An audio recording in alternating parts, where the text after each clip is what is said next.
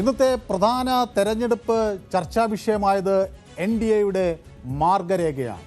പാവപ്പെട്ട വനിതകൾക്ക് 2500 രൂപയുടെ പ്രതിമാസ ഭക്ഷ്യ ആരോഗ്യ സുരക്ഷാ കാർഡാണ് പ്രധാനമായും NDA വാഗ്ദാനം ചെയ്യുന്നത്. എയിംസ് എല്ലാ കാലത്തും കേരളം ചർച്ച ചെയ്തിട്ടുള്ള ഒരു പ്രധാന വികസന പദ്ധതിയാണ്. എയിംസ് എവിടെയെന്ന ചോദ്യം പലകുറി NDA നേതൃത്വം കേരളത്തിൽ കേട്ടിട്ടുള്ളതാണ്. ഏതായാലും എയിംസ് യാഥാർത്ഥ്യമാക്കും എന്ന് NDA പറയുന്നു.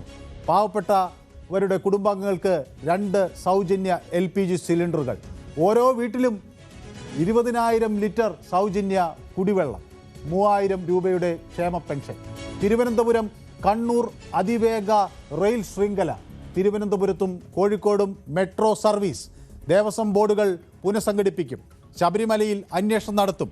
അങ്ങനെ നിരവധി പ്രഖ്യാപനങ്ങളാണ് ഇവിടെ പ്രധാനമായും ഉള്ളത്. പിന്തുണ ആവശ്യമുള്ള എല്ലാ വിളകൾക്കും താങ്ങുവില ഉറപ്പാക്കും എന്ന് BJP പറയുന്നു. തോട്ടം മേഖലയിലെ നിയമങ്ങളും വനനിയമങ്ങളും ഭേദഗതി ചെയ്ത് പ്ലാന്റേഷൻ ഭൂമികളിൽ ഇടവിള കൃഷി നടത്തുന്നതിനുള്ള അവസരങ്ങൾ ഒരുക്കും. ആയുഷ്മാൻ ഭാരത് പദ്ധതി എല്ലാ മലയാളികൾക്കും ലഭ്യമാക്കും. അടിയന്തര ചികിത്സാ ആവശ്യങ്ങൾക്ക് ഇത് വലിയ സുരക്ഷാ കവചമായി മാറും എന്ന് BJP വ്യക്തമാക്കുന്നു. ചികിത്സാ സൗകര്യങ്ങൾക്കായി കേരളത്തിൻ്റെ ദീർഘകാല സ്വപ്നമായ എയിംസ് യാഥാർത്ഥ്യമാക്കുമെന്നതാണ് അവരുടെ ഈ രേഖയിലെ ഏറ്റവും സുപ്രധാനമായ ഘടകം. അതോടൊപ്പം തന്നെ കേരളത്തിലെ ഓരോ വീടിനും സൗജന്യ കുടിവെള്ളം 20,000 ലിറ്ററോളം നൽകും എന്ന് പറയുന്നു. പാവപ്പെട്ട കുടുംബങ്ങളിലെ ഗൃഹനാഥന്മാർക്കും വിധവകൾക്കും 70 വയസ്സിന് മുകളിലുള്ള മുതിർന്ന പൗരന്മാർക്കും പ്രതിമാസം 3000 രൂപ ക്ഷേമ പെൻഷൻ വഴി നൽകും എന്ന് BJP വ്യക്തമാക്കുന്നു. തിരുവനന്തപുരത്തും അതുപോലെ തിരുവനന്തപുരത്തെയും കണ്ണൂരിനെയും ബന്ധിപ്പിച്ചുകൊണ്ടുള്ള ഒരു അതിവേഗ റെയിൽ ശൃംഖല BJPയുടെ വികസന കാഴ്ചപ്പാടിൽ ഉണ്ട്. കൊച്ചി മെട്രോയുടെ എല്ലാ ഘട്ടങ്ങളും പൂർത്തിയാക്കും എന്നാണ് മറ്റൊരു അവകാശവാദം. കൂടാതെ തിരുവനന്തപുരത്തും കോഴിക്കോടും പുതിയ മെട്രോ സർവീസുകൾ ആരംഭിക്കും.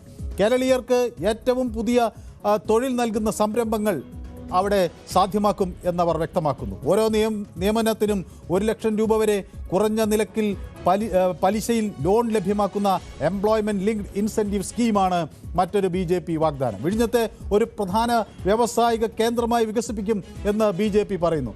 ഇതിനായി ship repair and marine engineering cluster, Nemom yard മുതൽ വിഴിഞ്ഞം തുറമുഖം വരെ എലിവേറ്റഡ് ഡബിൾ റെയിൽ പാത, തുറമുഖത്തിന് ചുറ്റും പ്രത്യേക വ്യാവസായിക ഇടനാഴി, ഇതെല്ലാം ഈ വാഗ്ദാനങ്ങളിൽ പെടുന്നു. അടുത്ത 5 വർഷത്തിനുള്ളിൽ സർക്കാർ വിദ്യാലയങ്ങളിൽ ഐച്ഛികമായി ഇംഗ്ലീഷ് മീഡിയം വിദ്യാഭ്യാസം ലഭ്യമാക്കും എന്ന് BJP വ്യക്തമാക്കുകയാണ്. മറ്റൊരു പ്രധാന ഘടകം ഈ ക്ഷേത്രഭരണത്തെ സംബന്ധിച്ചാണ്. ക്ഷേത്രഭരണത്തിൽ ഭക്തരുടെ പങ്കാളിത്തം വർദ്ധിപ്പിക്കുന്നതിനായി ഉള്ള പ്രവർത്തനങ്ങൾ ആരംഭിക്കും എന്ന് BJP വ്യക്തമാക്കുന്നു. ദേവസ്വം ബോർഡുകൾ പുനഃസംഘടിപ്പിക്കും.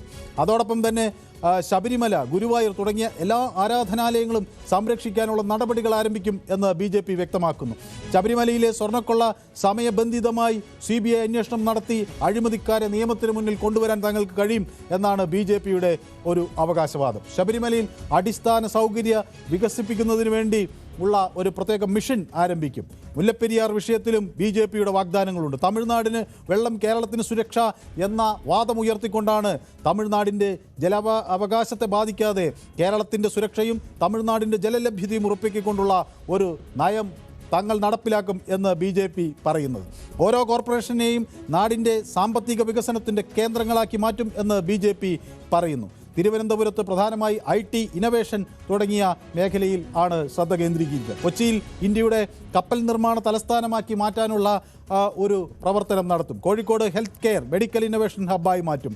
തൃശ്ശൂരിനെ കേരളത്തിൻ്റെ സാംസ്കാരിക വിനോദസഞ്ചാര തലസ്ഥാനമാക്കി മാറ്റും. കൊല്ലത്തെ സമുദ്രോൽപ്പന്ന കയറ്റുമതിക്കും അതുപോലെ ഉള്ള കാര്യങ്ങൾക്ക് മുൻഗണന നൽകുന്ന അന്താരാഷ്ട്ര നിലവാരത്തിലുള്ള ബ്ലൂ എക്കോണമി ക്ലസ്റ്റർ ഉണ്ടാക്കും. കണ്ണൂരിനെ ഡിഫൻസ് ഇന്നവേഷൻ ഹബ്ബാക്കും. അങ്ങനെ വിവിധങ്ങളായ പ്രഖ്യാപനങ്ങളാണ് BJP നടത്തുന്നത്. കൂടുതൽ വാർത്തകൾക്ക് News 18 Keralam YouTube channel subscribe ചെയ്യുക.